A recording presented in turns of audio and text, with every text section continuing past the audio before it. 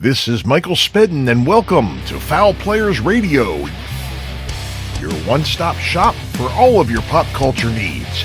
We feature interviews from musicians, actors, comics, dancers, authors, and much, much more, up-and-coming artists and beloved favorites. We've got it all, people on stage, backstage, out front, and behind the scenes. Sit back and relax. Let's have some fun. Hey, Mary Jo Peel here, and you are listening to Fowl Players Radio. Hi, this is Kathy Ladman, and you're listening to Fowl Players Radio, the place where you get all of your good news information. Not really, but it's just a great show. Hey, folks, and welcome back to Fowl Players Radio. Michael Spedden here. Tonight, we had Phil Proctor from Firesign Theatre, Proctor and Bergman, and a whole bunch of other things, a whole bunch of other credits. I mean, he's done voices for the Rugrats. He did the monkey in Eddie Murphy's Dr. Dolittle, and so many others here, so many others. There's way too many to name during our conversation tonight, but we really did have a good conversation. We learned a lot about, what went into Firesign Theatre, his acting studies at Yale, on Broadway, The Edge of Night, doing soap operas. He's done just about everything, and I really think this was a very interesting episode. So enjoy our episode tonight, and we have his book right here, Where's My Fortune Cookie? His autobiography that was written by himself and Brad Schreiber. And it was called, Where's My Fortune Cookie? My Psychic Surrealistic Story. And a lot of great showbiz stories in this book here. So I think you'll really enjoy that as well. So, folks, stick around. We'll be back right after these words with Phil Proctor. Hi, I'm Emmy Jo. And I'm Doug, and we're from the New Zoo Review, and you're watching Fowl Players Radio. Hi, folks. This is Jay David, and you're listening to Fowl Players Radio. Oh. And welcome back to Fowl Players Radio. Michael Spedden here, and tonight we have a very special guest, Mr. Phil Proctor from Firesign Theatre, amongst lots of other things, is joining us tonight. And I happened to meet Phil through my last guest, Adele Abrams, from WHFS, from over here around my stomping grounds. And I jumped at the chance to get Phil on the show. And I don't jump very high as big as I am. You would be surprised. So Phil, welcome. It's I'm really been looking forward to speaking with you. And I really thank you for considering, coming onto my show. Well, that's very kind of you, Michael. What's interesting is that I just came off of my show to be on your show, because I do a live show on KPFK, listener-supported radio here in Los Angeles, called Phil and Ted's Sexy Boomer Show. And we do similar kind of conversational interviews with interesting people, and of which I consider you. So I feel like I'm with an equal, and I'm really looking forward to our conversation. Well, I appreciate that. I really do. I really do. So where to begin? I just, when I spoke to you last time, we kind of just spoke off camera, and you had recommended your biography, or your autobiography. Well, it was an autobiography with a co-writer, it looks like here. Yes, the late Brad Schreiber, wonderful friend, who goaded me into writing Where's My Fortune Cookie? And there it is. Yeah, and on the cover, you see me and my longtime partner from Firesign Theatre, Peter Bergman, who is part of Proctor and Bergman, hiding under a table in a Chinese restaurant because we survived the Golden Dragon Massacre in San Francisco back in 1970, I don't know, 7, I think it was. 5 killed, 11 wounded. And at the time, it was the greatest mass shooting in American history. And it was a gang war between the Joe boys, the Joe Fong gang, and the Hua Qing, who were the young Chinese, who were obviously Hua Qing when the guys came in. Yeah. None of them were wounded or killed. All of the people who were died in that were innocent people. And the weirdest thing about it was that the whole thing was actually predicted to me by a psychic friend named Sharon, who I had spent some time with maybe a month before, and who told me that Peter and I would be performing, and after the performance, we would become involved in a shooting between foreigners, Mhm. and that people would be killed and wounded around us, but we would escape unscathed. And Right. it's true. How about that? And there's more stories like that in the book because I've had many, many, many psychic experiences Mhm. that have, directed my career and brought me to the point where I am. And it's still happening. And Mhm. I still listen to the inner voices or the higher voices that guide me. Wonderful. Yeah, it was a great book. It really, it took you through, some family history, which I find interesting. And Yeah, I my think Amish and Irish background. yeah, Go figure. uh-huh. Yeah, I've got some Irish, I've got some Mennonite. Oh, you do? Well, you're Yeah, similar to me then. yeah. Wow. My mother, and my sister really, they did the whole DNA thing, and my mother has got page after page of, you know, her side of the family, Yeah. and Uh-huh. it's some Mennonites, a lot of Pennsylvania. We have a lot of No family in kidding. Pennsylvania and Oh, everything hello, too. brother. Absolutely, I knew I liked you for some reason. Yeah, that must be it. It's that Amish Mennonite connection. Yeah, Hmm. in my case, you can read about it in a book called Rosanna of the Amish, Hmm. which tells the story of the Amish and Irish union that happened back in the 19th century Hmm. and led to me. So they must have done something. It sounds like they did, and so I was looking at that. I found that very interesting, and then you moved from Indiana to New York City. Goshen, Indiana to Goshen Manhattan. That's right. to man, what, yeah, what a change that must have been, huh? Well, I was like 5 years old Right. and I was open to anything. Hmm. My dad was a Democratic activist and a Hmm. lawyer. And his father, Robert E. Proctor, was a state senator of Indiana. Hmm. So it was a legitimate political connection. Right. And he got a job in a law firm in New York. So the family left from Elkhart and Goshen to Manhattan.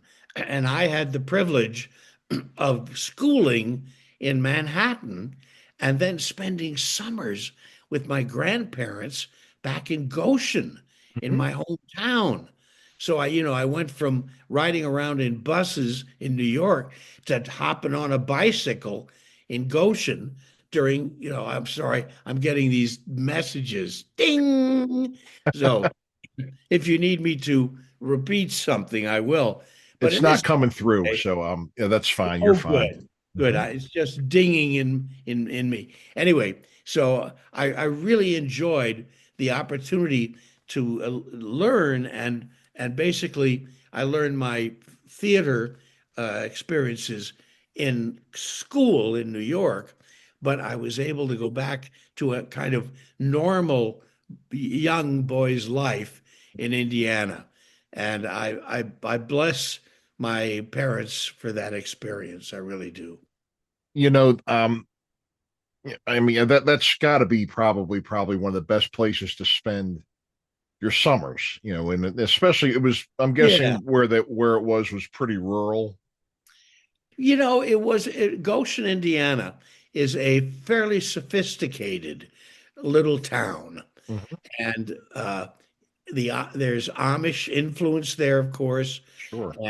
but a lot of farming and all that. But it's also got certain industrial aspects to it. And it hasn't changed that much, which I love. And I made a lot of good friends there. And it was not at all it wasn't rural in the sense that it was isolated. Sure, There sure, was a sure. feeling of civilization, Hmm. you know, but also my grandfather worked at his father's milk condensing plant, Oh, wow. right? So I spent time out there watching these huge machines pasteurizing milk, you know, Mhm. and and I had so many great friends, and we had, you know, like we built things. Some of it is in the book. At one point, we built a rocket ship, Mhm. and we were up in it. It was about 20 feet high. My friend Dayton Dallas was a gifted young carpenter, and we were rocking back and forth, pretending we were taking off, and suddenly the whole thing fell over. And I remember waking up on the ground and looking over and seeing my friend Quen Robinson. Now, Mhm. there's the name for you. Quen Robinson actually hanging on the line of a washing line Oh, that we yeah, had. clothesline, sure. Yeah. Yeah, a clothesline in the backyard. So what we did was we told the local kids that we had tried to take off and we crashed, and we charged them a nickel to come and see the wreckage. There you there you All go. entrepreneurs.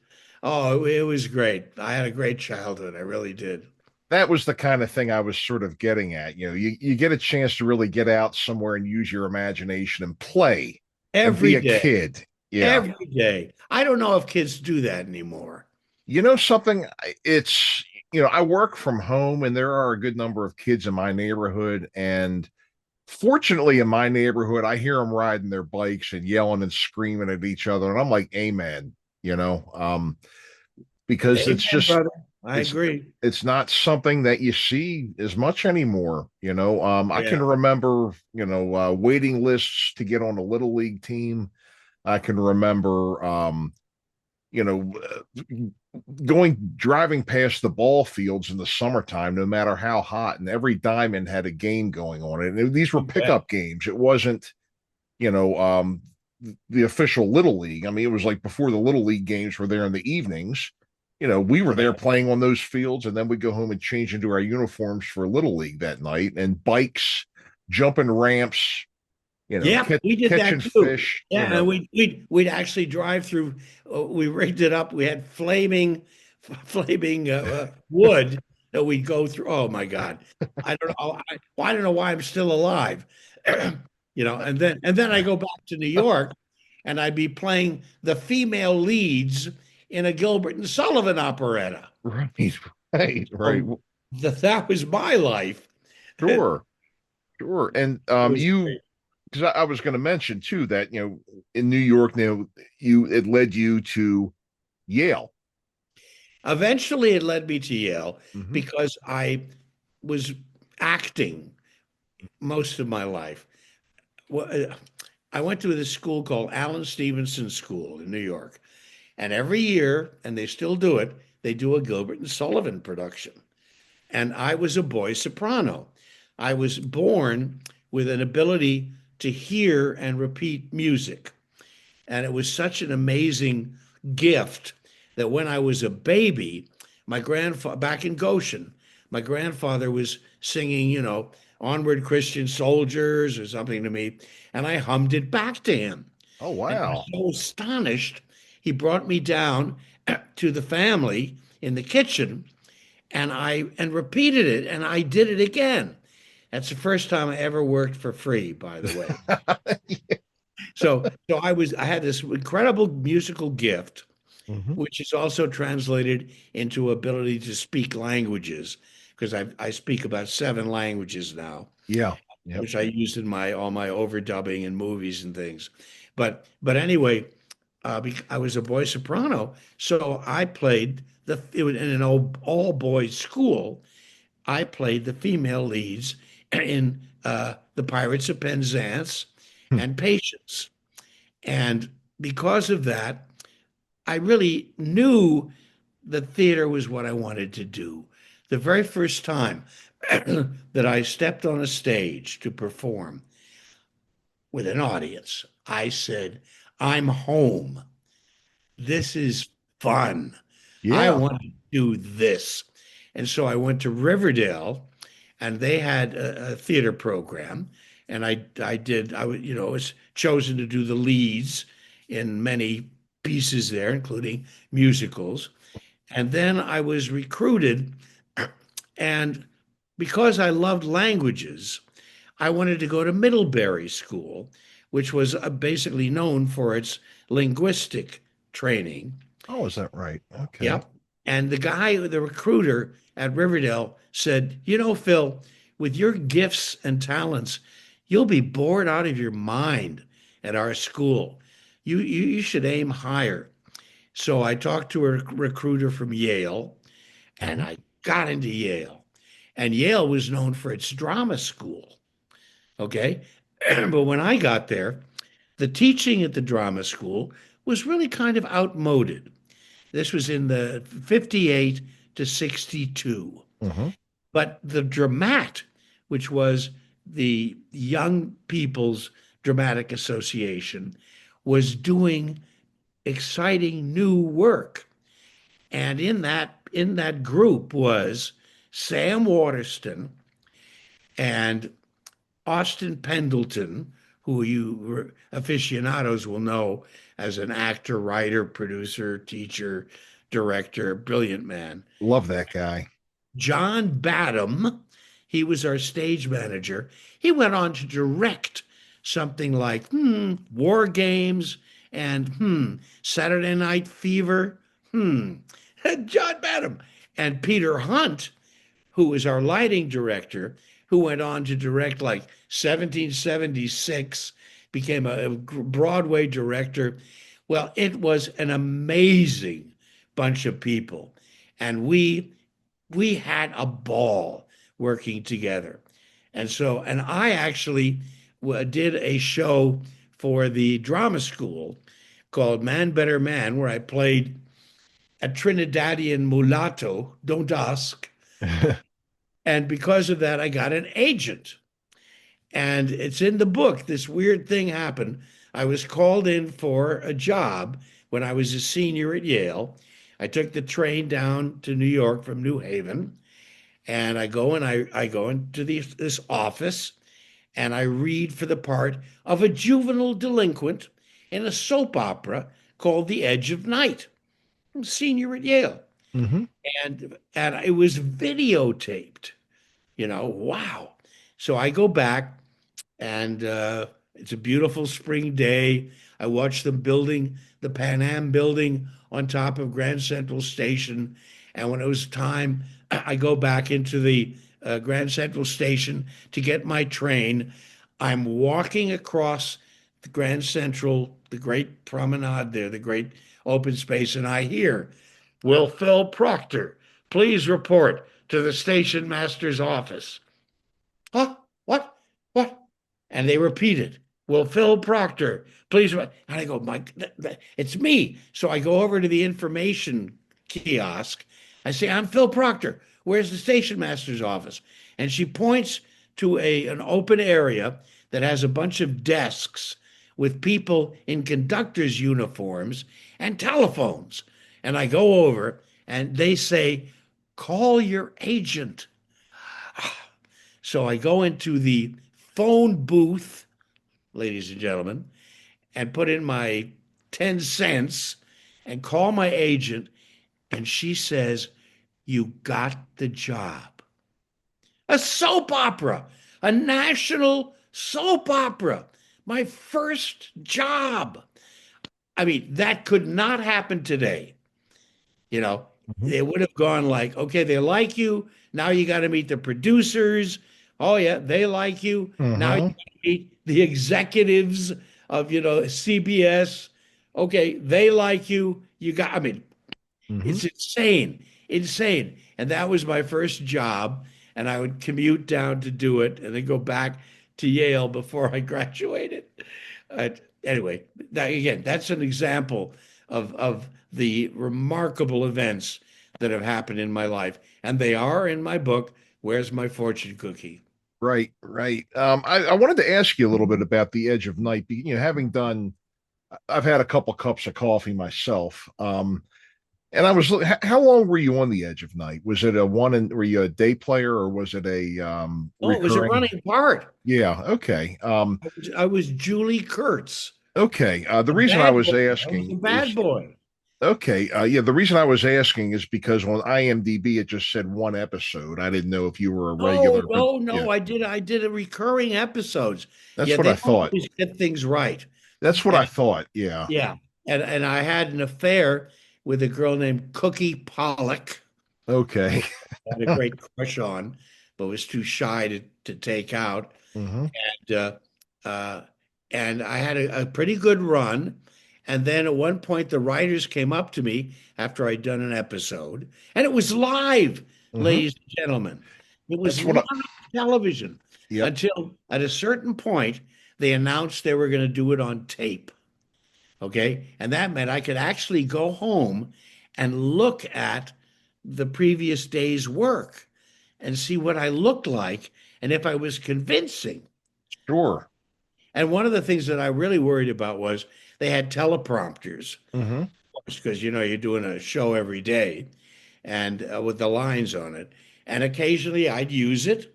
I'd look off and catch my lines and say them.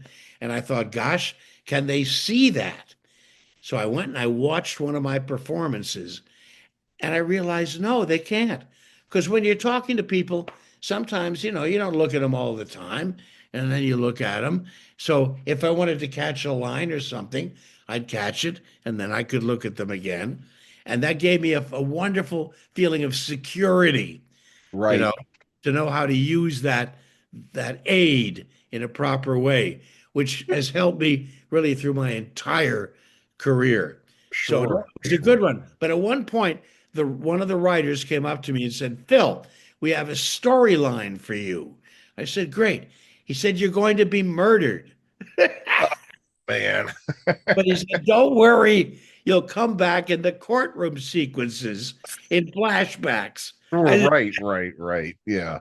I said, "Okay, okay." And yes, I was murdered by Cookie Pollock's brother, Ronnie Shell. I think that was his real Ronnie name. Shell, he was Duke on Gomer Pyle, right? Yeah, Yeah, yeah. sure. I know him.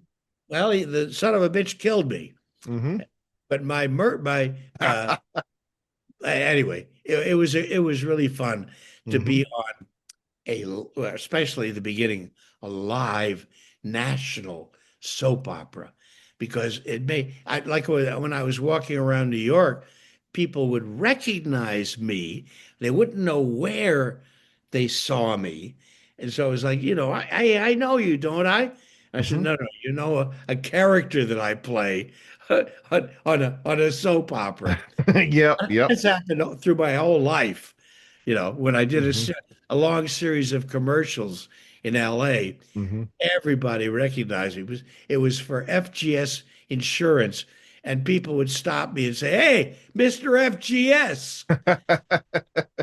And of course, I like that. People in the business, you like being recognized, Oh and yeah. and you like talking to your fans. And of course, Firesign Theatre was a recording group, a Yeah. four-man satirical comedy recording group. But I was married to a Norwegian at one point, and we were in Oslo, Norway, in a museum for a famous artist who did the Scream. What is his name? Anyway, Oh, yeah. Okay. yeah. Right. And we're standing in front of the Scream, the original art, and there's these two people there. And then this one guy turns to me and says, "Are you Phil Proctor?" He was a fan of the Fireside Theater who That's happened to be, so these kinds of miraculous, funny things happen and they uh-huh. bring me great joy. They really do. But the character that I did that has brought the most happiness to people and for whom I am most beloved is the character of Howard on the Rugrats. Oh yeah. Yes. Okay? Huge show. Huge show on I know. Nickelodeon for many years. still on the air. They're still replaying it. Yeah. I just got an amazing fan letter from Shanghai, China. Is that right? Wow. Yes, which is this beautiful letter that it's like 3 pages that describes how he has been influenced by my voiceover work over Wow. the years. And I can't tell you how thrilling that is for me personally, you know? It- So what I can bet I it really was. I really bet it was because the thing is that it's very gratifying to get a positive feedback or somebody really say they enjoyed something that you did because you know too that there's a very unglamorous side of this business as well, and those things make the negative side of it very worthwhile I tell you, when Michael, they're I have to happening, say you in know. all honesty, Michael, I have experienced very little of Yeah. the negative side.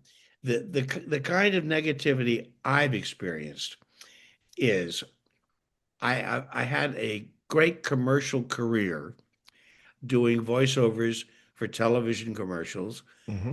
radio commercials in the heyday. They don't do that much anymore, ever since cable.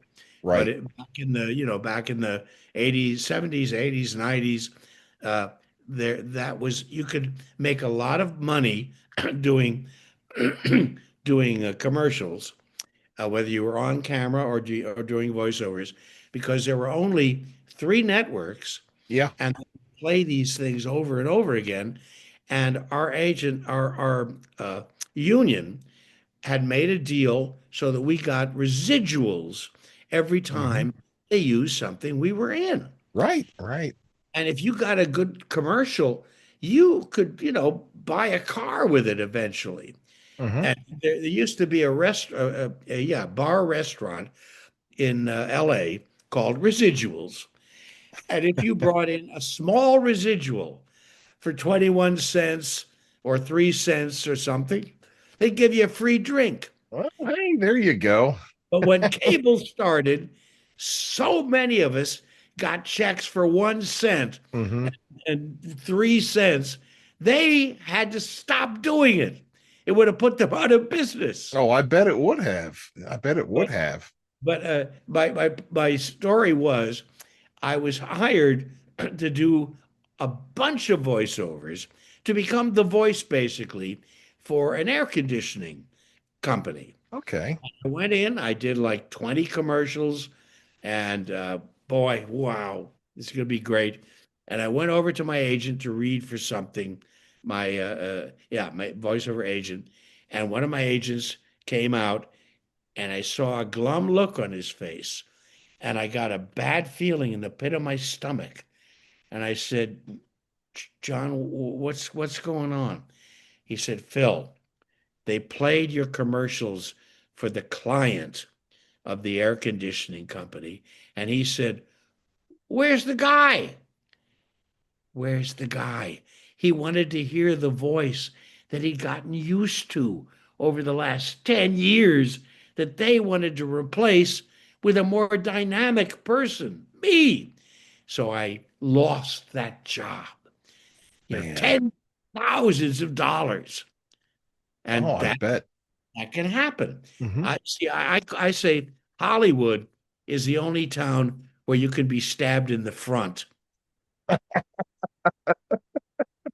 But I Yeah. really haven't had any bad experiences working with stars, Mhm. on television shows or anything.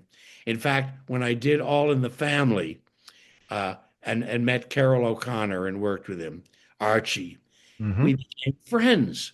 And he opened a restaurant in Beverly Hills.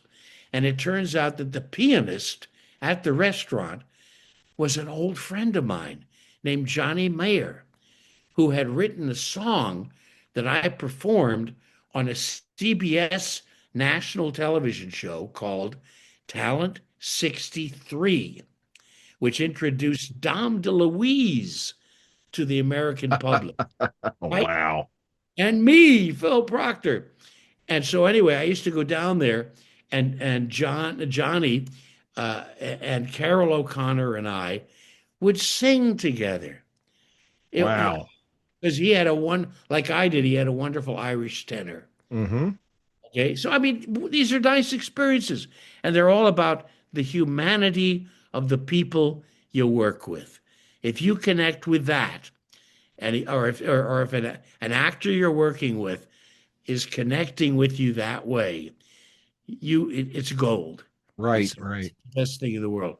And most of the people, I guess it's because of the way I come in, but most of the people I've worked with have responded on the same level, and it leads to really good performances. Sure, sure. Yep. I was going to ask you about All in the Family. I mean, because that is such an iconic show. Oh God, it was wonderful. And the thing is that a lot of times people now, especially younger people, are starting to see the show, and they didn't realize that back in those days that almost didn't even last one episode because of the The content. It was so right. daring. It Well, was socially daring. 71 was when they shut down the farm. All the Mayberries and all the Green Acres, and those shows were on their way out. Yeah. And more gritty, All in the Family, of course, was a comedy, but it was very gritty New York, That's as right. well as a lot of the other shows that were starting to come in, like the Rookies, the I did one of the Rookies, by the way, too. Yeah. I saw that. And I killed somebody in that. I killed a homeless person in that. I was a rich kid in a car, and I killed a homeless person. I didn't get away with it, folks. So don't worry, but I got killed. I've been killed on camera before. yeah. Gotham, yeah. The episode of Gotham that I did, I was killed by one of the regulars. It was the last episode they ever filmed of the show too. So yeah, that's happened to me too. Yeah. I was on Arrested Development playing a preacher at the what do they call it? The Church and State Farm. No, not Church and State Fair, mm-hmm. something like that. And I had a scene with a camel, and the whole joke was about oh God, that horrible expression. Anyway, the end of the story was after this episode, the writer announced publicly he didn't want to do this show anymore. And it was supposed to be a running role in this show. Oh, jeez. So it happens. Right. But that was death in a different way. Mm-hmm. Right? Yeah. Gotham, amongst its fans, was like a religion. I mean, this was amongst those people. I'm sure you've seen Trekkies. Yep. They're like that. Yeah. Armin Shimmerman is a great friend of mine. Yeah. And he's, and also Rene Auberginois was a dear friend. Oh, yeah. From Benson and a number. Yeah. And Star Trek. And we worked together at Lucas Ranch to do an audio version of the War of was it the War of the Worlds? Yeah.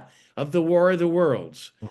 On like its 50th anniversary or something, which was produced and directed by my partner from the Firesign Theatre, David Osman. And Rene Auberginois and Hector Elizondo were in the cast, along with what's his name, Roberts Jr. Oh God, I'm forgetting names now. I am getting old. Anyway, all-star cast. And the reason I bring up this story was that Lucas Ranch, or Starwalker Ranch, or whatever they called it, is a totally artificial environment. And among the aspects of it, there's an artificial lake. And Hector Elizondo and Rene Auberginois and I stripped down to our underwear, and we went swimming in the artificial lake. I mean, come on! These experiences are wonderful. Oh, yeah. And it really has to do with admiring where you are, accepting where you are, being blessed and happy to be where you are. It's kind of the way I feel about life, frankly. But I carry it into my work, and I find kindred spirits who feel the same way. I'm so lucky to have this job, Mhm. you know, and making money, having fun, and doing what I want to do. Yes, I have to learn lines. Mhm. That's the hard part. But the rest of it is working with wonderful people, and Mhm. doing work that actually will live on because it's in a medium that will allow for replay Right. on Right. our lives. Yeah. In reincarnation. Yeah. Yep. So what I wanted to kind of ask you about here too, of course, you're getting into Firesign, but a couple of the other things that you had mentioned, you're a Bob and Ray fan, and so Oh, am good. I. Oh, And I can good. see where they had a little influence over you. Influences. Yeah. Yeah. Bob and Ray, Bob Elliott and Ray Goulding. Uh, there you can still find their stuff online. Oh, yes, you can. I recommend to check them out. They're Mm-hmm. as funny now as they were then. They're eternally funny. They And are. when I was a kid going to school in New York, they were on like WOR radio in the morning. And I used to wake up to them and listen to them before I went off to school to rehearse uh, with the Alan Stevenson School Orchestra because I played the violin, and my mom would record the rest of their shows on this tape recorder I had with a Oh. radio built into it. And when I came back from school and was doing my homework, I'd listen to the rest of their show. And if there was a particularly funny part, Michael, I would, in my crude young way, cut it out with scissors and tape it crudely somehow onto a reel. Mm-hmm. So that's to Bob and Ray. And I saved that. And a fellow named Larry Josephson later produced Bob and Ray on, I think, National Public Radio or something like it. And he released several records. Mm-hmm. And I gave him this tape, and it's on the records that he released, and it includes they had a newsman named Roberts, and they used to break him up. Mm-hmm.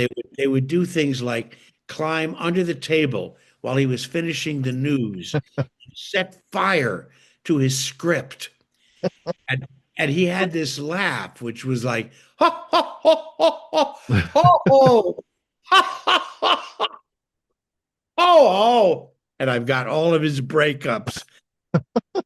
Bob and Ray's breakups. Those are the things I love. Now, do you know Bob and Ray had a writer? Did you know Yes. that? Yeah, named Koch. Okay. AOCH. Can't remember KOC. his name. But his work is released in Panda Press. What's it called? Panda Press. Oh, I'm losing it. I'm sorry. I'm losing it. I'll write on your show. I'll remember it later. Mm-hmm. Yeah. Yeah. Yeah. Yeah. Right. With Bob and Ray, I can see where they definitely rubbed off on you. But another thing I was going to say to you here, because I could see some similarities in some of the style, in listening to them and listening to your material. But the one thing when you had these recordings of them, Yeah. that really could have turned out to be something because in those days, and especially too, like another example would be Johnny Carson. There are like next to no shows on video of him from the 60s because they would reuse the tapes every day. I know. Isn't that outrageous? I know. And the fact that you probably had some stuff that other people didn't. Absolutely. I also used to record Ernie Kovacs Yes. on the television when he was doing his early morning eyeballs show on CBS, right? Mm-hmm. Yeah. And yeah. now, I also have to say about Bob and Ray, it was the first time my writing was ever read on the air because I sent them a postcard. Mm-hmm. Such a big fan that said, "Get well soon." They thought that they got it. They thought it was very funny, and they read it on the air. That's awesome. Yeah. That is So absolutely I owe them awesome. a debt of gratitude. But yes, they influenced me because they were parodying modern broadcasting, Mm-hmm. right? Television and radio. And they were doing it with a straight voice, Yes. not a Yes. straight face, but a straight voice. Mm-hmm. So they weren't trying to be funny. They Mm-hmm. were just trying to kind of make you think that what you were hearing was real. Mm-hmm. Of course, crazy and funny. And Right. that was what influenced me in Firesign Theatre. Mm-hmm. And Ernie Kovacs, what he brought to the table was surrealism, Yes. Yes. right? And he kind of would bend reality on his show, and Mm-hmm. he did it visually, which was amazing. With live television cameras at the time, like he'd do a fake newsreel where an avalanche had wiped out a village, Mm-hmm. cut to the scene of the avalanche coming down the mountain and destroying the village, and then afterwards he cut to the prop people eating the ice cream that they used to represent the avalanche. And I went, yes, this is my world. Oh, yeah, absolutely. Oh, yeah. Yeah, I always liked his the Nairobi Trio was another one of my favorites Dot, of dot, his. dot, dot, dot, dot, dot, Yeah. dot, dot, dot, dot, dot, dot, dot, boom, boom. Yeah, brrrm, and then Right. yeah, And the they're one all wearing gorilla masks. yeah. Oh my God, please save me. I do want to say, Michael, there are probably a lot of people out there who don't know what the Firesign Theatre reference is about. Mhm. So let me just briefly explain that the Firesign Theatre was four guys Mhm. who who put out maybe 20 records over our 50-year career, probably more, three Grammy nominations for Best Comedy Album. And we basically started on the radio, on KPFK, listener supported radio. And the way that it happened, again, which is described in my book, is, and I'll just tell the story and you can read about it. God, I had befriended Peter Fonda when I came out to LA with Brandon DeWilde, who was a child star who was now grown up and wanted to recreate his career as a singer and guitar player. And he was connected with Graham Parsons, whom I got to know very well in New York. And we went out to LA, connected up with Peter Fonda, and Peter was writing a little movie which was called Captain America, but the Marvel would not let him use that title, so it became, let's see, Easy Rider. Now, do you know what an Easy Rider is, Michael? Well, I've seen the movie, but an Easy Rider, I think isn't that a type of bike? No, No. no. An Easy Rider is a man who Mhm. lives off the earnings of a prostitute, Oh, okay. No not a kidding. pimp, a boyfriend. Okay. Okay, so an Easy Rider. And, Sure. the whole movie was about, making enough money you could just like, don't have to do this anymore. And anyway, he was interested in researching the youth movement. So Brandon and Peter and I went out to the Sunset Strip to join the protest against a curfew that they were trying to impose on young people, to stop them from protesting the Vietnamese War, smoking pot openly, and fondling girls while they're walking around the street. So we're there, and at one point we sit down in front of a famous cafe called Pandora's Box.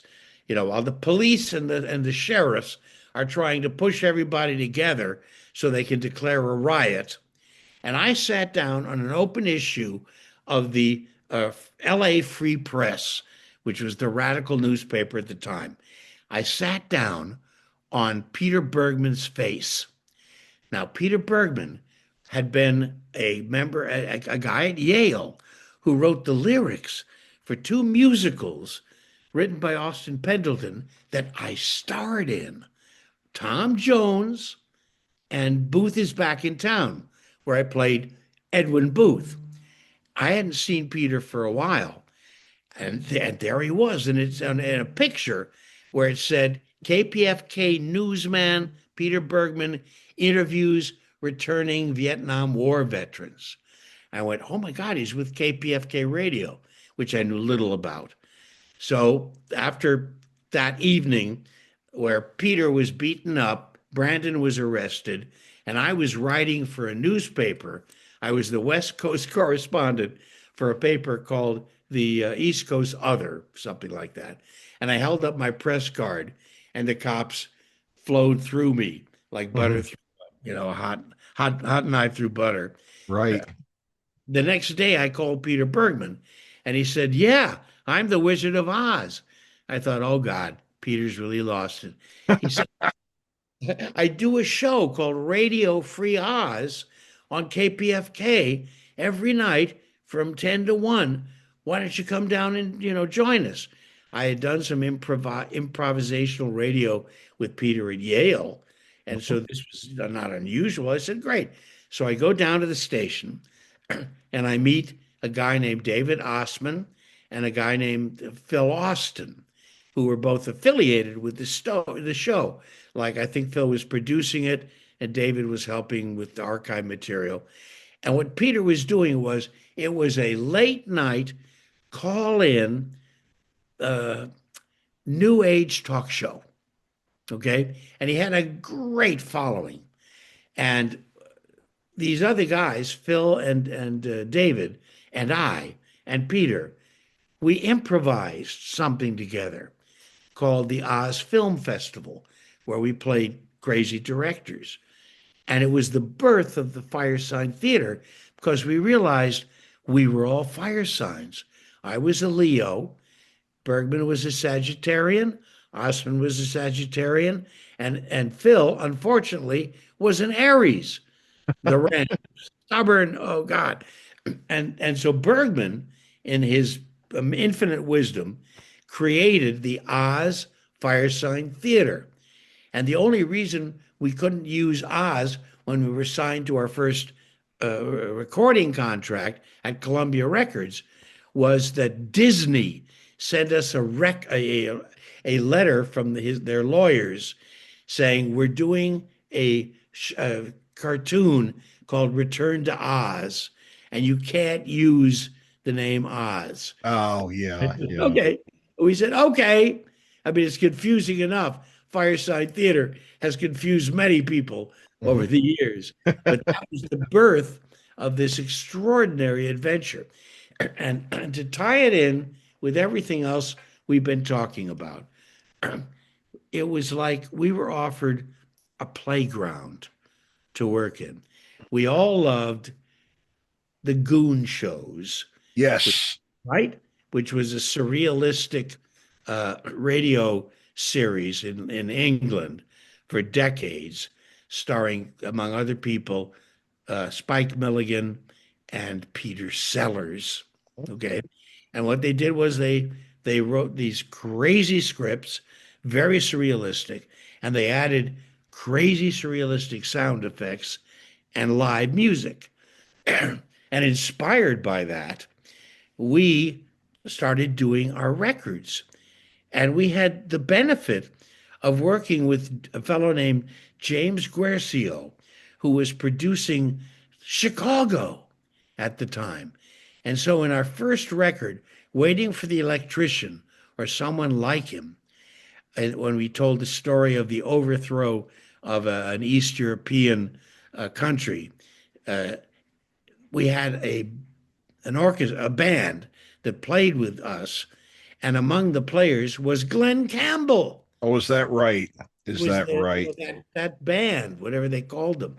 And of course, we didn't know any of this, and he wasn't a star at that time.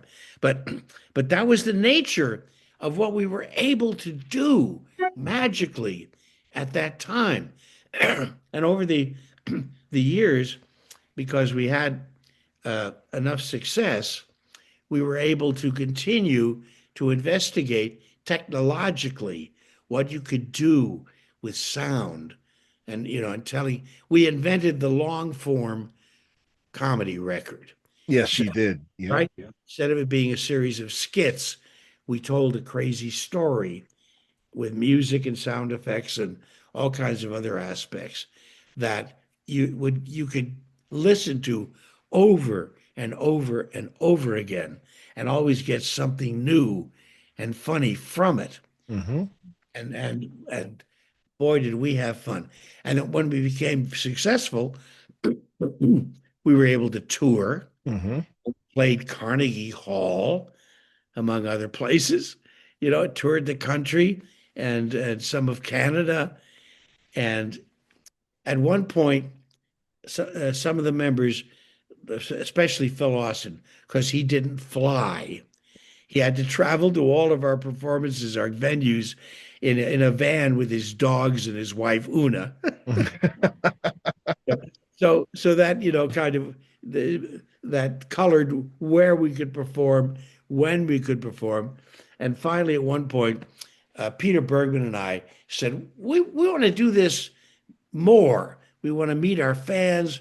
We want to go around the country, and so we created Proctor and Bergman, and that's a whole different history Mm-hmm. and a whole different story.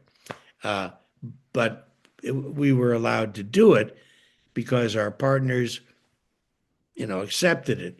And when we came back to the fold, we reunited to do even more albums with Rhino Records. And we did a trilogy of albums with them. So I've had, a very unique career that has been extremely free because Mm-hmm. I've been able to sing and compose and direct, produce, and do sound effects and a multitude of characters and write extraordinary stories with my partners. And it's been a total joy. And at 85, having started as a child actor on live television in New York at about the age of 11 or 12 on a show called Uncle Danny Reads the Funnies, right? On WPIX TV in New York. I've had an extraordinary journey, Mm-hmm. and it's still happening. I play a recurring role as a detective named Pole House on a bizarre program called Adventures in Odyssey. Have you ever heard of it? Adventures in Odyssey. Not offhand. Okay. But yeah. It is a very long running, 35 years, I think, Christian, family oriented, I would say child oriented soap opera, comic Mm-hmm. soap opera on the radio. Google it. Okay. Yeah. Google it. Yeah, I've got it Adventures right in here. Yeah, I Odyssey. was. Yeah, the town of Odyssey. Well, I'm the Detective Polehouse. Oh, I okay. just did a recording session the other day. Oh, also, you can hear me on Ha Ha You Clowns, which is right, a cartoon on Midnight Swim or something like that, where I play an adult old man typecasting, right? So at my age, can you believe it? I'm still at work, still able to do what I do, and that's a great joy. Nothing wrong with that at all. Nothing No, wrong with that sir. at all. No, So sir. I had a couple of questions here I wanted to ask about. And again, as you were going through, you were answering a lot of my questions as you were speaking, so I didn't want to jump in. Okay, good. But I think when I first saw you, I'd remembered, when I was speaking to Adele about, I'd seen you in the movie Cracking Up, and I think that was more of a Proctor and Bergman Yeah, thing than it was really because I don't think the other guys were in it, right? No, that was created and directed by Neil Israel, Mm-hmm. who created the movie Tunnel Vision, which Mm-hmm. I starred in. and he got together a bunch of improvised scenes that he tied together in his story Mm-hmm. that included, I think, people like Chevy Chase, kind of unknowns at the time. Right, right. And I played Christian Broder, the head of this television network called Tunnel Vision. And I was called up for a hearing. I remember Howard Hesseman was the head of the hearing, and in D.C., because I was stealing audiences from all the regular television viewers. What it was really, although I don't think Neil realized it, it was a harbinger of cable television. Because what I was doing in the movie as Mm-hmm. the network was outrageous things. There was nudity and real language and Mm-hmm. everything. And this created a disruption in society, but everybody was watching it. Mm-hmm. So it was so bad that Washington wanted to shut it down. Wow. And Wow. actually, come to think of it, Michael, I was assassinated at the end of that movie. Wow. Well, yeah, I We can have that in see. common. Yeah. You know something else? A couple of your bits had some things in them that were very futuristic, and not apocalyptic, but what is it? You can see a prophesized or something like in how can you be in two places at once when you're not anywhere at all? The car. By the way, which we are right now. Yeah, we are. Exactly. We're in two places at once, not anywhere at all. We're not anywhere at all. Yeah, there were a number of things that were, kind of, and I'd heard, a couple of other bits and passages too of things that were like, wow, you guys were really, we were futurists. futuristic. Yeah, very futuristic. Yeah. And go ahead. For instance, our first album was called Waiting for the Electrician or Someone Like Him. Mm-hmm. And it was about the overthrow of an East. No, I shouldn't put it that way. It was about a country which was under oppression that was breaking away revolutionary Mm-hmm. from their overlords. In other words, the Soviet Union had all of these satellites, Mm-hmm. Slovakia, and, Latvia, and Riga, etc. Lithuania, etc. And the first one to really break away was Czechoslovakia. And the leader was a guy named Lech Walesa, right? What was Lech Walesa's job? He was a ship's electrician. Oh, okay. We didn't know that. But we titled it Waiting for the Electrician or Someone Like Him. I mean, that's just an example. I mean, we also put out an album with Rhino. Mm-hmm. Gosh, what was it called? Welcome to Billville. I can't even remember. But in it, the last scene is that lightning strikes a big building and it falls to the ground. It was released on 9/11. Oh, wow. I know. So we've been as startled as anybody else about the weirdness of some of the predictions that happened because of our collective vision. Geez, a whiz. I know Wow. that. There are many more less frightening things that we did that I'm sure if I could talk about if I had a better memory. Well, the movie Cracking Up, I mean, that was a lot of those folks had not been gotten to the point where they were household names yet. Exactly. But that, I mean, if that was released 5 years later, that would have been considered like an all-star cast. You're absolutely right. Michael McKean, David Landers, and Harry Shearer, The Credibility Gap, all those Yep. groundlings that were in there. All What- the Weren't the um, tubes yeah, in the there? Tubes, Fee Waybill, Yep. Yep. Ace Trucking, of course. Yep. With Fred Willard. Fred Willard and Steve Bluestein.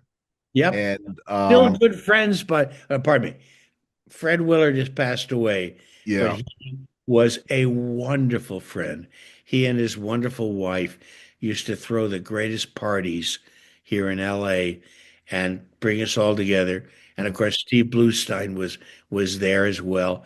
Steve is still a good friend. Yep. He lives in Palm Springs now. But yes, you're absolutely right. And that was, again, the wonderful thing about that time was that there was a bohemian fraternity of artists. Yep. You know, we were not competing with one another. Right. We were all part of an artistic movement that we believed in, where, you know, which was socially directed. You know, we had something to say that we all agreed on. Right. Hard to find today, unfortunately. Yep. Did with Bluestein, have you read his book? The one about a memoir of a nobody. Yeah, but originally it was called "It's Hard to Type When You've Got a Gun in Your Mouth." Yeah, I know. You know that? Yeah, I interviewed him about that book, and he's a wonderful interviewer. Oh, and, he is. He is. Yes, he's a wonderful guest, and that is one hell of a read. Highly recommended. Oh gosh, I mean, there were parts in there where, you know, he's had some pretty traumatic things happen in life, but he's had some things that were just downright hysterical. Yep. He's a very good writer. He is. He's a very good writer, and he took Billy Saliga's place in Ace Trucking, because I had seen footage of them doing the bits they did in that movie, cracking up on Carson. They had, you know, Billy Saliga played his part, you know, that he did. It was you remember the bit that Ace Trucking did with the roadside diner? Yes, of course. And all Bluestein wanted was a hamburger. Yeah. And then they're making him wear a jacket and they're having entertainment and everything while he's sitting there. Right. And they like changed the oil in his car while he was waiting and all that. They're handing him these bills and stuff. And he's just like, and the way he just said, I just wanted a hamburger. Yeah. Just a hamburger. I mean, what a great bit. We worked together actually in a show called, oh God, it was a hospital comedy that we shot in Dallas, Texas. And he was both a writer and an actor in it. And we had scenes together because I played reoccurring roles as the priest in the hospital. It was called 13 East, I think it was called. Wayne Powers was also in it, who was an improvisational actor in Off the Wall, which John Ritter was in.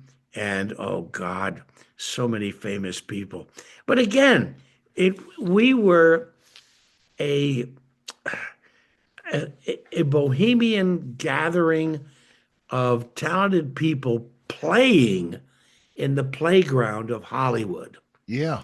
You know, we weren't actors trying to get a role. We were personalities who wanted to find a place where we could play with our equals. Right. Really, honestly, that's what it felt like. Yeah. There were no barriers between us. And I met so many now terribly famous people who were friends. Yeah. As well as, cohorts. Absolutely. It reminds me a lot of, the music scene in this area, that I played in years ago. Right. It was like it was like kind of like a big Friars Club atmosphere. You got it. And whenever somebody had an opportunity to play New York or to open for a national act or something like that, there was always a car caravan from here going up there to New York to CBGB. Support them, right? To support them, yeah.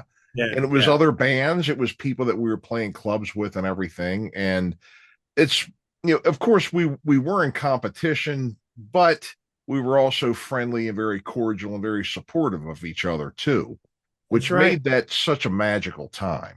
Yeah, It well, really did. I have to say, in the DC area, for instance, our mutual friend Adele Abrams just hosted an evening of women in rock in Yeah. DC. Hmm. And every time that she has introduced me, for people who don't know who she was a DJ on Yes. WHFS, right, for like Hmm. 14 years. And she's, of course, older now, but she still has her hand in the music scene. Hmm. She has been introducing to me, and you just said what I have been startled to see, which is there is a remarkable talent in music in the DC, Maryland, Delaware area, Hmm. just as there was in LA at the time in the 60s and 70s Yep. when we were all discovering ourselves. Right. Right. Right? And it's continuing. It's Hmm. still there. Yep. So, Firesign, the full lineup was four of you. David Osman, yourself, Phil Austin, Peter Bergman, and I Both was deceased now, by the way. I know two have passed, Austin and sadly. Bergman have passed. What things?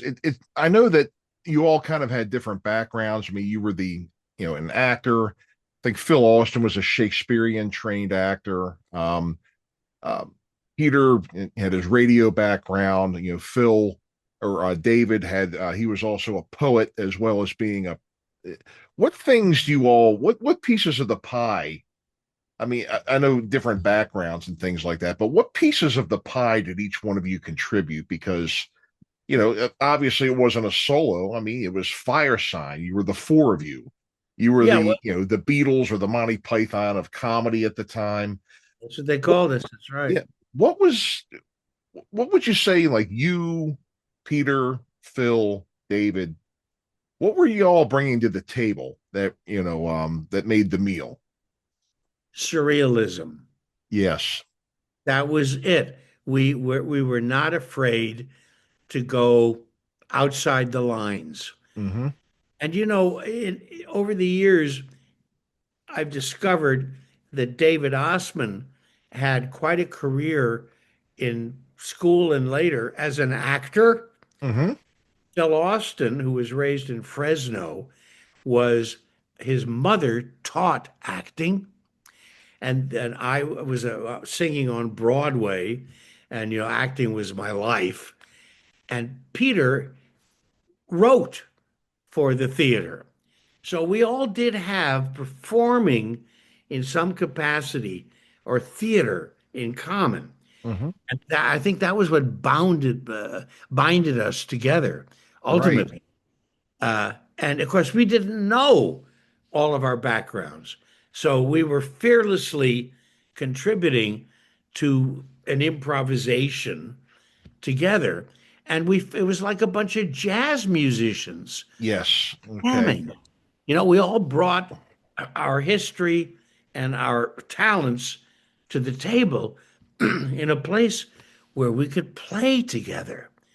And that was extraordinary for me. And I don't know about the others, but I had been looking for a situation where I didn't have to wait for somebody else to write my lines or direct me or put me on stage. I met Moss Hart, Kaufman and Hart, at Yale when I was like a junior. He came to talk about theater at the drama school. And for some reason, we hit it off. And we went for a walk outside the theater at Yale. And we talked about my future, really. He asked about my future. What do you want to do, Phil? I said, I'd like to be an actor. He said, well, that's okay. But remember, if you're an actor, you have to act in a theater with an audience. He said, my wife, she was famous, I can't remember her name. is a painter in her spare time. She can paint anywhere. She can paint in the bathroom, she can paint in the kitchen, she can paint in the bedroom, but you have to do your art in a place with other people. Now, that's interesting, Moss. Okay, I get it. And when I met Firesign Theatre, it was no, I don't have to be any specific place to do what I'm doing. We can create a world in people's heads, in their imagination, without having to be anywhere at all. And I loved that. And that's what our records were about. We could just send these flying saucers out into the world. They were unidentified flying objects. And if somebody spotted them, which meant they bought them and put them on their little players and listened to them, they were able to enter our world, the world that we had created, which I often called movies for the mind. But of course, they were more than that because they were taking you on a surrealistic journey. The way I often looked at it was that we were stimulating synapses in the brain. Because you see, the brain works in the subconscious brain particularly, works in a very peculiar way. It connects things that don't seem to be similar, but that actually lead you to a place of understanding. I can only explain it. I did a telepathic experiment with my girlfriend, Kathy Cozy, who eventually married John Sebastian and has had a wonderful life. And we had a telepathic union. And I said, okay, Kathy, send me an image. And I get this image of a frozen piece of art. It's like waves made in plastic and frozen in a gallery. And there were these bright, like neon lights above, illuminating them. I said, that's what I got. What did you send me? She said, I sent you a picture of the ocean under moonlight. And I said, I got it. But you see, I got it in a different image. That's the secret of the brain. Okay?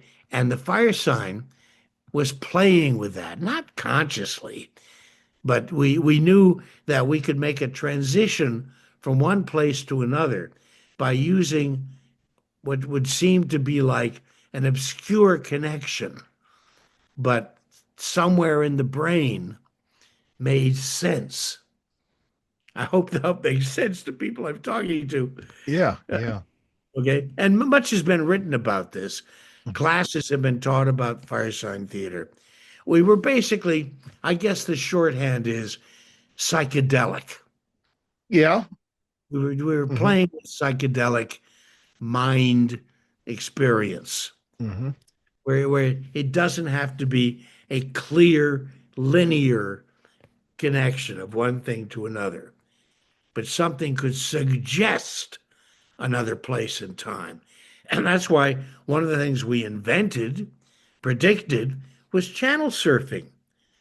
Yes. Right? Don't crush that dwarf, hand me the pliers. It was click to one place, click to another, click to this, click to that, click back to this. And nobody had thought of that before. And, we used it as an art form to tell a story. And a lot of when your material was at its heyday, when you were releasing it like that, just like you're saying, clicking through channels, like cracking up, that movie was just like that. Yes, that's right. And then there was a number of other anthology type movies, like Kentucky Fried Movie came out at that time. That's right. Tunnel Vision was like the first. Amazon Women on the Moon, another one. I was in that. Yeah. That's right. They may have been inspired by Firesign. I don't know. I know that over the years, various famous people, like John Candy, have expressed that they were influenced by Firesign, and it's wonderful to hear that. I know Saturday Night Live was inspired by Firesign. But the problem with us was we were too socially radical to be allowed to be on television. And there were four of us, Oh, okay. right? I mean, Carson would hardly put on a duo. Now, I'm good friends with Jamie Alcroft, Hmm. and Jamie had an act which was, oh God, now I'm forgetting that. Oh God, oh my God, hold on. Thank God this is being taped and edited. Uh, and Jamie had a group called Mac and Jamie, and they were one of the few duos who were allowed on the Carson show, and they did a whole bunch of them. Oh. And they were very creative. They had their own show on CBS for a couple of years and did skit comedy. Hmm. Uh, we become very good friends, have written together. You can actually see some of our work if you Google Boomers on the Bench. Hmm. Boomers on the Bench. We did like 100 of those down here in my garage. And it's two old guys sitting on a bench reading the newspaper and commenting on it, right? Which was based on a thing that Mac and Jamie used to do. But we've influenced a lot of people Hmm. and encouraged a lot of people. It's like a lot of our fans would tell us, I thought I was crazy until I listened to one of your records. And I realized there were other people who were thinking the way I was, because we were making fun of modern media, and we were doing it in a way that sounded real. It's Bob and Ray. Hmm. Sounded real, but was subversive. Was going somewhere else. Right. And what I thought of was we were deprogramming people Hmm. from the effects of television and commercialism. We were Right. deprogramming them to think, oh my God, I'm watching a commercial. This isn't reality. Hmm. And ha ha ha, they're selling me something. They're trying to make me insecure. Ha ha ha. Yep.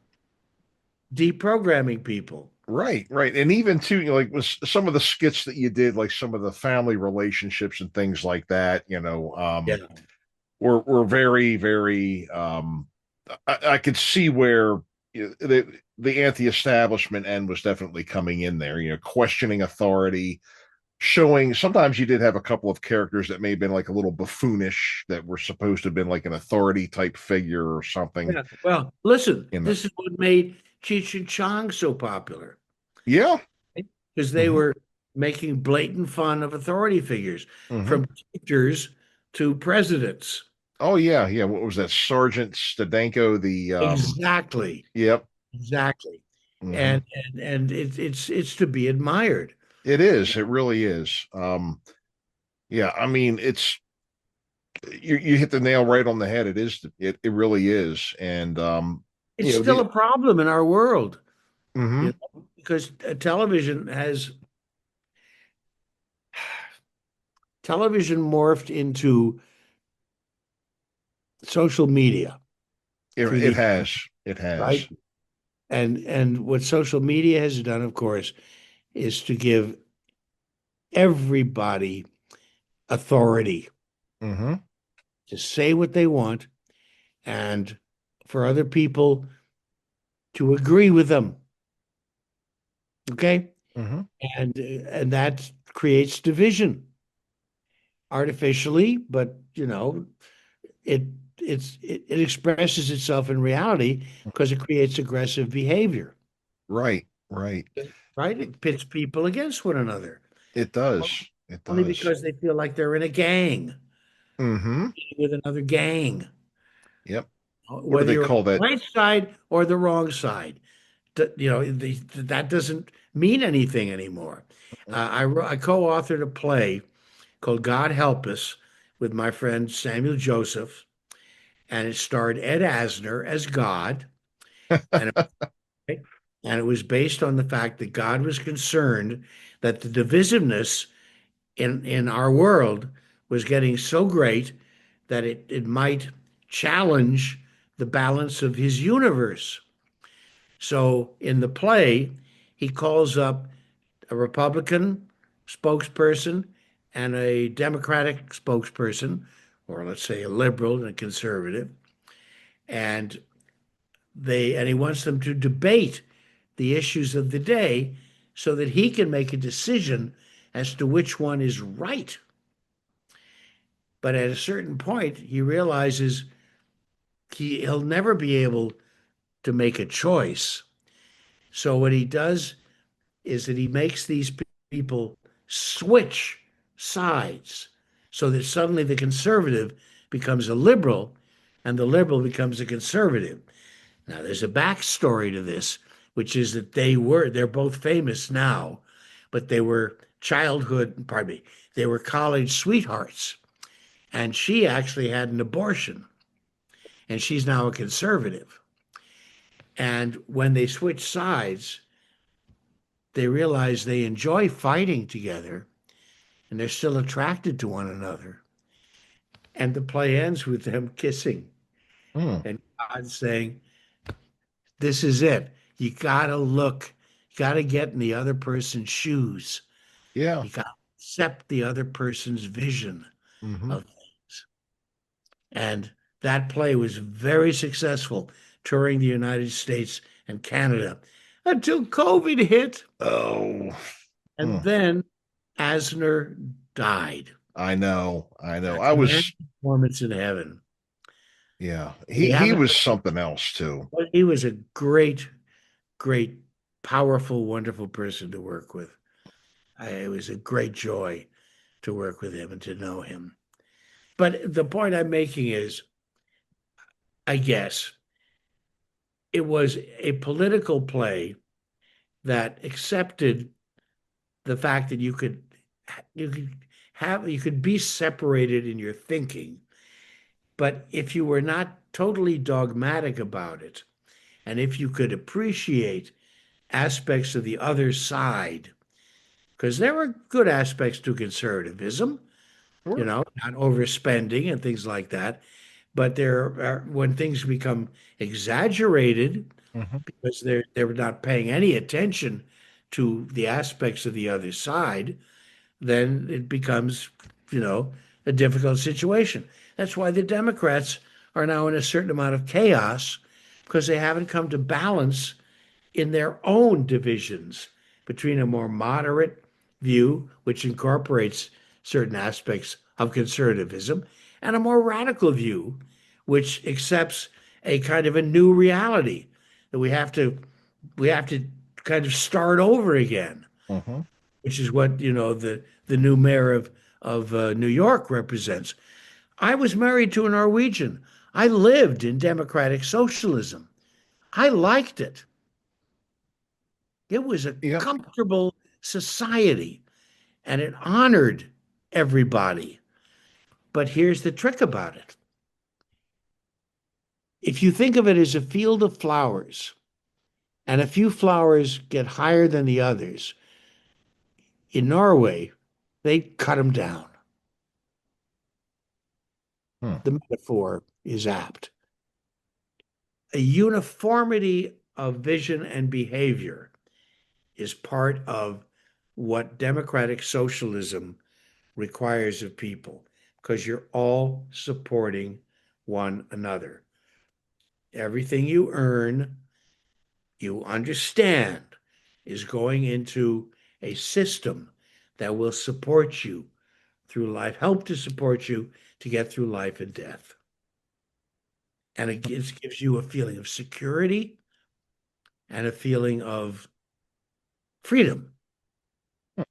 And right now, because we are entirely on the right-wing aspect of life, are suffering because we're not recognizing our care of all of us. They're concerned with the welfare of a few of us. That's not the way to live in society. Right. You can't sustain that. In our play, God says something like, right wing, left wing, all I know is it takes two wings for an angel to fly. Good point. That's a good point right there. And this kind of the things that you're talking about right now kind of lead me to another question that I was going to ask you um, as well. And you set me up perfectly without knowing, which is, hey, awesome. I've seen, if you're looking like one example I'll give now, you there, Phil? Oh, it went away. Wait a minute. Why did it Oh, go away? Can you hear me? yeah, I can still hear you. Let me hit that again. Oh, You're there. back. There he is. Beautiful. Okay, go ahead. Oh, perfect, perfect. You've been doing comedy for a long time, acting for a long time. Um, Try 70 years. yeah, yeah. Years ago, for example, there were three networks. There was only one Ed Sullivan. There was only one, Johnny Carson. There may have been others too, but Johnny Carson, Ed Sullivan. Um, you had your limited outlets to where and you could also probably even look at this Excuse in me. professional sports. Jackie Gleason, Red Skelton. Yep. Right. I mean, there were wonderful people who were like creating Hmm. the new form of television, sitcoms. Right. Yeah.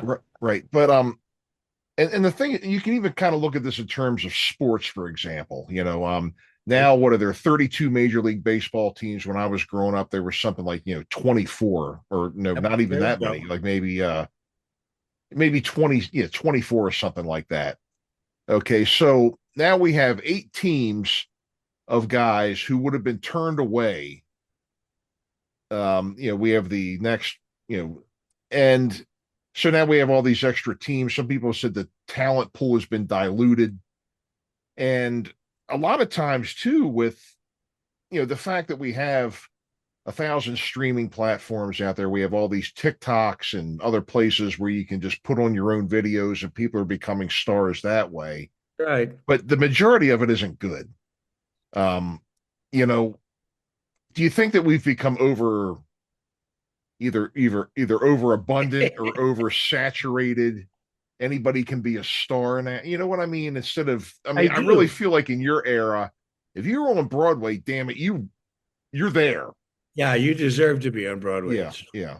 Nowadays, hell, somebody wants to put Paris Hilton on Broadway or something like that, hey, there she is, and there's not much we can do. What do you think of the, in terms of things like quality? Do you think that all these extra outlets out there, I guess there are pros and cons to it, but do you think that's more to entertainment's detriment, or do you think it's made things better having all these other outlets? Well, the Firesign Theatre asked a question very early in our career. What is reality? And that has been totally distorted now. Uh-huh. What is reality? And of course, the Trump regime wants to rewrite history, just Yeah. like George Orwell's 1984. They want to change reality. Mhm. And now with AI and all of the fakery, we really can't answer the question, what is reality anymore? So what is happening, by the way, this was predicted in an album that Peter Bergman and I put out called TV or Not TV. Yes. Mm-hmm. Right? Where we predicted hundreds and hundreds of channels. And we in our crude way, we created this thing called pirate television, which was people who had created their own channels. We were predicting, stupidly, not knowing how to express it, we were predicting social media where people could hack in and express themselves and disrupt reality as we know it. So the problem now is, again, I talking with you, I came up with the metaphor of gangs. there are cliques of people, groups of people, gangs of people. There must be a new word for it that support certain ideas or other people because they like what they're doing. There's nothing wrong with that. Mm-hmm. But when it goes to Broadway, for instance, you still have to have the chops to do a show because you're going to do it 8 times a week. Mm-hmm. That is not for sissies. Believe me, I know. And it was an off-Broadway show that brought me to LA the first time.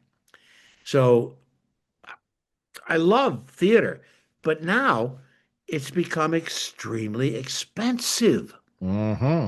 It was more accessible in the old days because it was an art form like a movie that everybody could go and enjoy together. Now, social media has isolated us all, but allowed us to see almost anything we want whenever we want it in the privacy of our own lives. And that has taken away the experience, the community experience, which is the essence of theater, the essence of movies, right?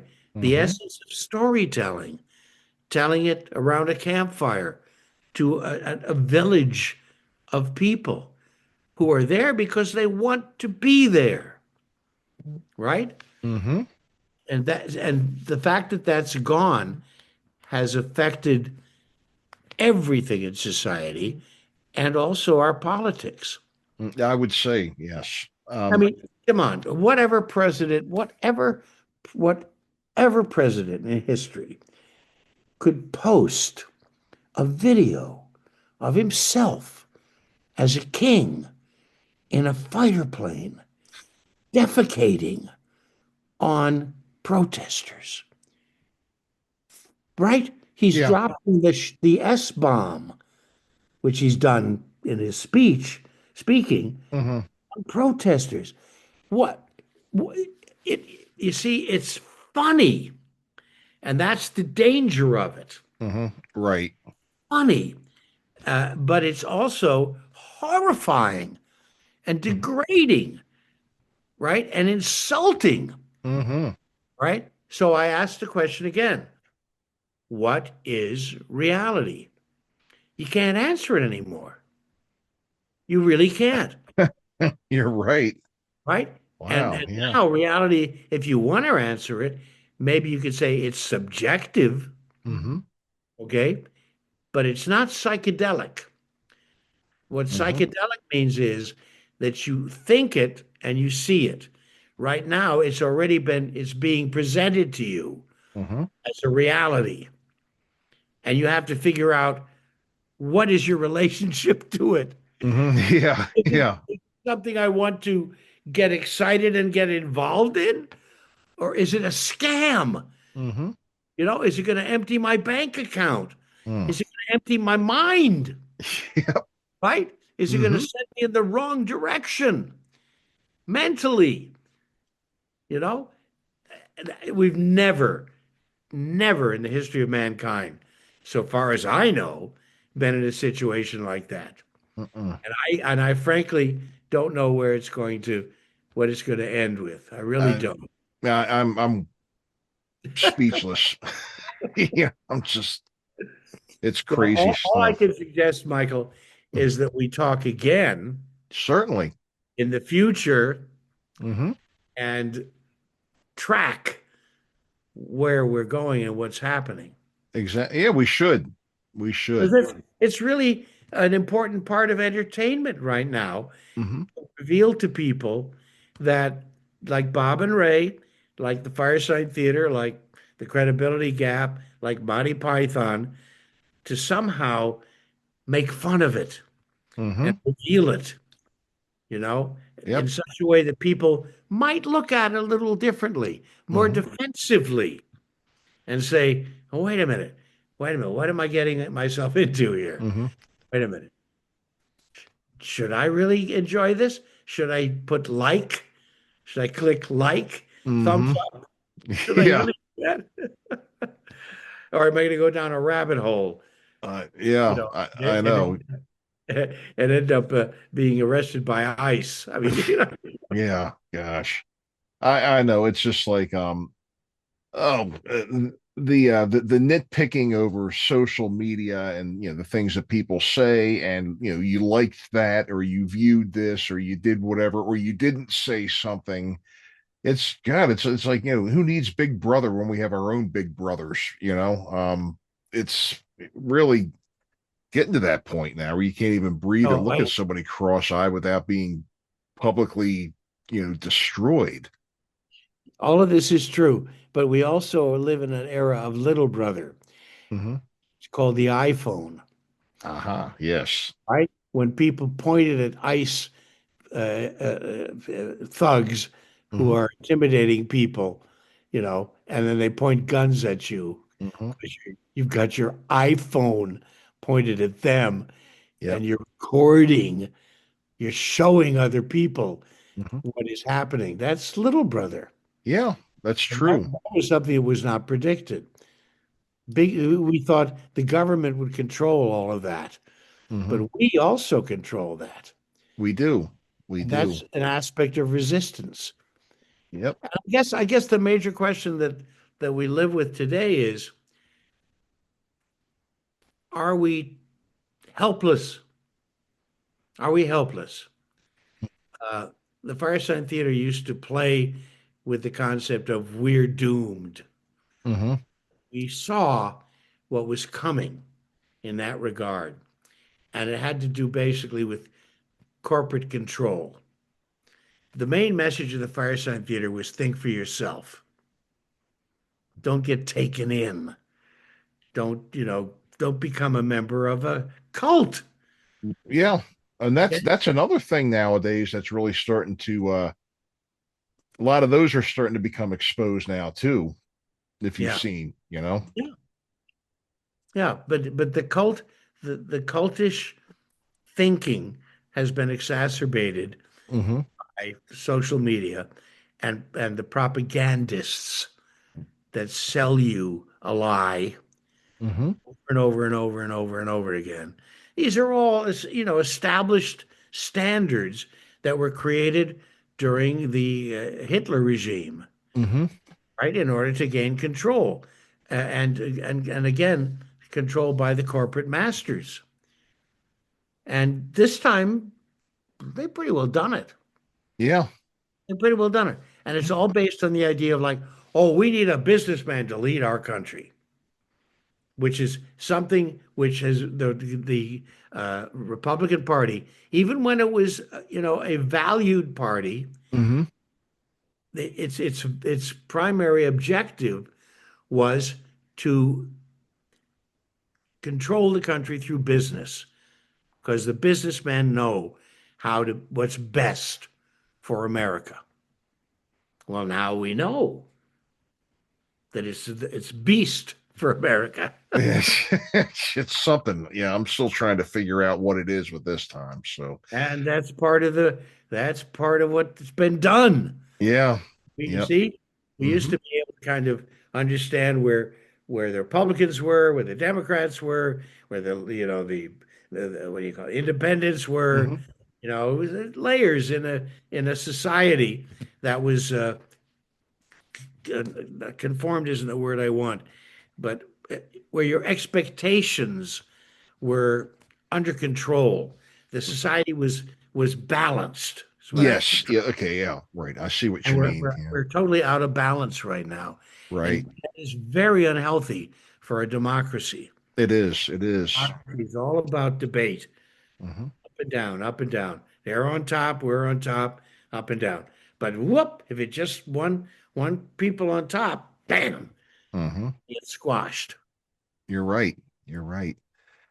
Wow, Phil, I've enjoyed having you on the show tonight. We must do this again. I I think we hope so. I've enjoyed talking to you. I feel like I am speaking to a like-minded person and a clear-minded person, and and that's very important. Oh, Sure. Well, Right. thank you. And I've just really enjoyed, having you on, with the career, and I've really, I did come a bit late to the party. I mean, I did see you in Cracking Up, and I did, I had heard some of your stuff over the years, but I've been binging me some Firesign these last All month or so. right. And I tell you what I'll say too is I do want to give you an opportunity. We will plug your book, Where's Okay. My Fortune Cookie? Where's my Amazon.com, right? Amazon.com. All those women Firesign. with one breast who are putting things into packages. Amazon.com. Amazon. Yep, that's right. That's right. Right. And Where's My Fortune Cookie? My psychic surrealistic story. And I like the way you spelled that with the The P. Yeah. story. Yeah. Right? Psychic, surrealistic story. That's Yes, right. it's true. It's Yep. true. So And I this hope that what people get from it is also that they listen to their angels, right. right? They're better angels. Hmm. And because that's what happened to me. And many miracles, I think, have resulted from it. And you'll Yeah. read about them in the book, and I hope they will inspire you Hmm. to listen carefully to your inner voice and follow the proper path towards your own success in life. Sure. Sure. Wonderful. Wonderful. And And by the way, they can go to firesigntheater.com, okay. right, and connect with many, many books and records, things that we've released over the years, and take a great trip. Have a wonderful journey with us. Yes, yes. And I'll put the links to Firesign Theater, your book. And then there's also on Amazon, or not Amazon, but on iTunes, there's a whole bunch of Proctor and Bergman and Firesign albums That's right. that are available. There are, and there's a lot of Firesign. It looks like cable TV specials on YouTube. Yep, that's that right. We did quite a few of them. Right. Yeah, and I was watching a number of those the other day too, and there was one where I think John Goodman, Chevy Chase, and Robin Williams they kind of were That's right. spoken to at the beginning. Chevy Chase. That was a PBS special that we did Oh, called okay. Weirdly Cool. That's what it was. That's what it was, because Weirdly Cool.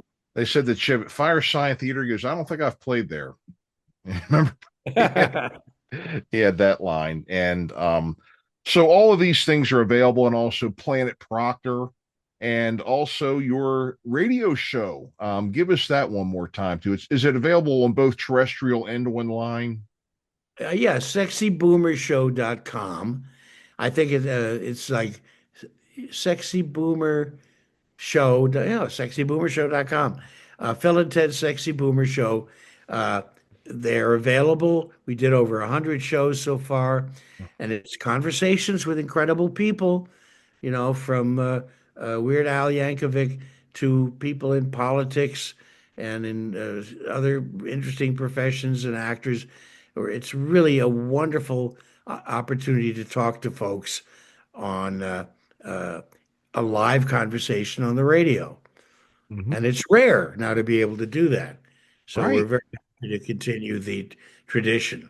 Yep. And you've got some great guests on there. I looked through the list, and Oh, it's fascinating, I tell you. it's really great that you're doing that as well, because the Thank thing is like I had mentioned to you, a lot of the other, the guests that I've had, I think I'm close to 360 episodes over All eight right. eight Yeah. years now, plus 97 Underground. I've got 76 of them that I've Wonderful. done too. So you know, the stories are worth hearing, the stories are worth preserving. Yes, they are. They're definitely worth it, because it's part of our history, it's part of our culture, and I'm glad to be, even if I don't become a household name, maybe one of these days, like in Cracking Up, there'll be a major earthquake and they'll find my laptop somewhere.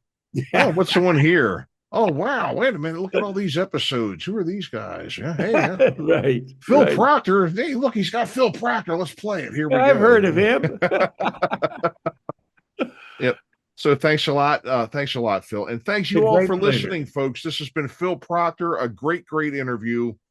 Firesign Theatre, and so many other Proctor and Bergman, and so many other great movies and cartoons and video games and movies and television shows you've been in. Just such a wonderful, well-rounded career. It's been fun, I tell you. Still doing it. And we'll see you all next time, folks. Thanks again for tuning in to Foul Players Radio. We'll see you next time, everybody. Thank you for listening. Thank you, Michael.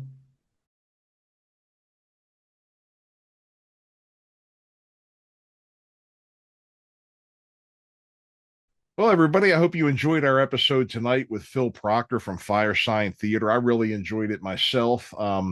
It was one of those interviews I felt like I could have done all night. And we did go for a good while, but lots of great stories he had that I really enjoyed. And I'm going to put all the links to his, where you can get his books, like Where's My Fortune Cookie? And all kinds of other things like the Firesign albums. You can get those on Amazon. You can also get them on iTunes and a number of other places. And I'll put all of his links in the show notes. So you can get all of his, you can listen and hear and watch all of his specials and albums and things from over the years. He's got quite a body of work. So thank you all for tuning in, and we will see you all next time. This is Michael Spedden signing off.